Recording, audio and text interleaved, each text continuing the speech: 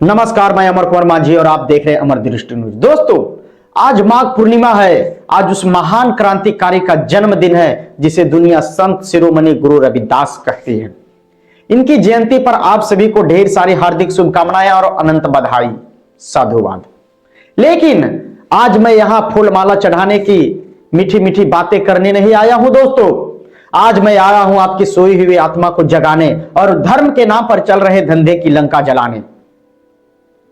दोस्तों, गंगा नहीं, नियत साफ करो। आजकल की गली गली में पाखंडी दुकान खोल के बैठे हैं। कोई कहता है ताबीज पहन लो, तो कोई कहता है उस पत्थर पे माथा टेक दो, कोई कहता है गंगा नहा लो तो 7 जन्म का पाप धुल जाएगा। माघ पूर्णिमा में सबसे ज्यादा बहुजन के लोग ही गंगा स्नान करने के लिए गंगा घाट पर ज्यादा दिखते हैं। दोस्तों, आखिर क्यों भाई? आप ही ने सबसे ज्यादा पाप किए हैं। अगर पाप किया नहीं तो गंगा नहाने क्यों जाते हो? मेरे बहुजन समाज के लोगों, अगर पानी में डूबने से पाप धुलते तो सबसे पहले तो मछलियां स्वर्ग जाती। हमारे गुरु रविदास जी ने 600 साल पहले ताल ठोक के कहा था, मन चंगा तो कठौती में गंगा।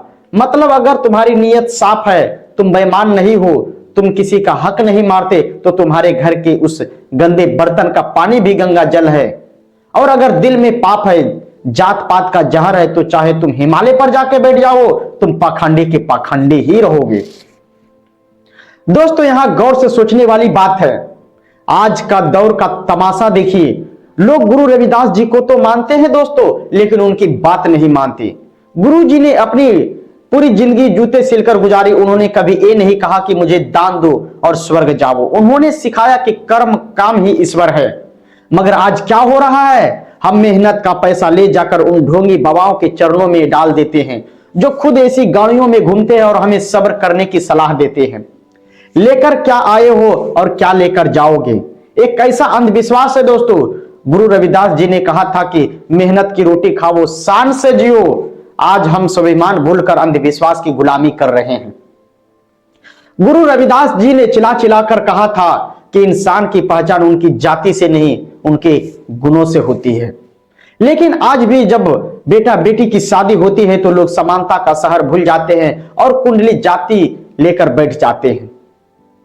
अमर दृष्टि न्यूज के माध्यम से मैं पूछना चाहता हूं दोस्तों, जब बीमार होते हो और खून की जरूरत पड़ती है, तब पूछते हो कि ये खून किस जाति का है? तब तो बस जान बचानी होती है। फिर ये ऊंच नीच का ड्रामा क्यों? ये पाखंड नहीं है तो क्या है दोस्तों? सुन लो समाज के ठेकेदारों, गुरु रविदास जी ने उस दौर में चित्तौड़ की रानी झाली और मीराबाई को अपना शिष्य बनाया था, जब औरतें और गरीबों को मंदिर की सीढ़ी चढ़ने की मनाही थी। वे क्रांतिकारी थे, वे बागी थे। अगर आप आज भी अंधविश्वास में फंसे हो, अगर आज भी आप ढोंगी बाबाओं के चक्कर में अपनी गाढ़ी कमाई लुटा रहे हो, तो आप गुरु रविदास जी का अपमान कर रहे हो। जाग जाओ, अपनी बुद्धि का इस्तेमाल करो, शिक्षा की तरफ बढ़ो, विज्ञान की तरफ बढ़ो, पाखंड की जंजीरों को काट फेंको। याद रखिए, गुरु रविदास जी ने एक ऐसे राज की कल्पना की थी जहां सबको भरपेट खाना मिले और कोई भेदभाव ना हो। उसे समानता का शहर कहते हैं। और जो समानता का शहर मंदिरों या मस्जिदों में नहीं, आपकी सोच में बनेगा। अगर पाखंड के खिलाफ इस जंग में मेरा साथ देना चाहते हो तो जन जागृति इस मुहिम से जुड़े रहने के लिए अमर दृष्टि चैनल को अभी सब्सक्राइब करें और सच की आवाज को घर घर पहुंचाइए। धन्यवाद।